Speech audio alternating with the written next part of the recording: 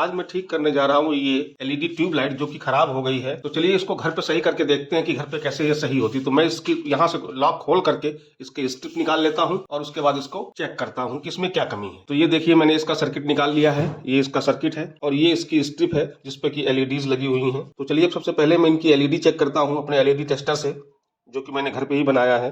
क्योंकि मेरे LED tester से एक साथ 10-12 एलईडी चेक हो जाती हैं, तो मैं इसको बहुत आसानी होगी, एक एक एलईडी चेक नहीं करनी पड़ेगी। तो ये मेरा एलईडी टेस्टर है, आप जैसा देख रहे हैं। इसको मैंने ऑन कर दिया है और मैं अब एलईडी चेक करता हूँ। ये मैंने पॉजिटिव सिरा यहाँ पर लगा दिया और यहाँ पर एक साथ एलईडी चेक कर लिए। यहाँ तक एलईडी सही है तो मैं इसके आगे और आगे चलूंगा 10 एलईडी के पास।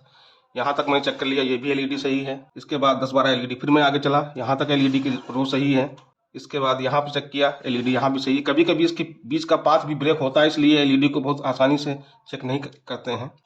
यहाँ तक एलईडी चेक कर ली, यहाँ तक भी एलईडी सही है, यहाँ तक भी एलईडी सही है। यहाँ पर देखिए यहाँ तक एलईडी सही है, यहाँ भी एलईडी सही है। इसका मतलब ये एलईडी पूरी की पूरी सही है। तो इसका मतलब इसकी जो एलईडी स्ट्रिप है ये तो बिल्कुल सही है। इसका मतलब इसका जो ये मॉड्यूल है सप्लाई का, यही खराब होगा। तो इसको भी मैं चेक कर लेता हूँ और फिर रिप्लेस करता हूँ। तो ये देखिए मैंने एलईडी ड्राइवर का मॉड्यूल अलग कर लिया है। अब मैं दूसरा एलईडी मॉड्यूल लेता हूँ।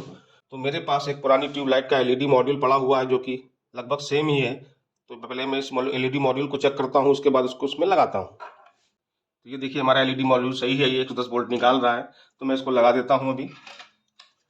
तो ये देखिए यहाँ पर इसमें पॉजिटिव बना हुआ है। तो इस साइड में रेड वायर रहेगा, इस साइड में ब्लैक वायर रहेगा। तो मैं इस रेड वायर को इसमें इंसर्ट कर देता हूँ और ब्लैक वायर को इसके दूसरी साइड में इंसर्ट कर देता हूँ। तो अब देखिए मैंने ये एलईडी मॉड्यूल इसमें लगा दिया है।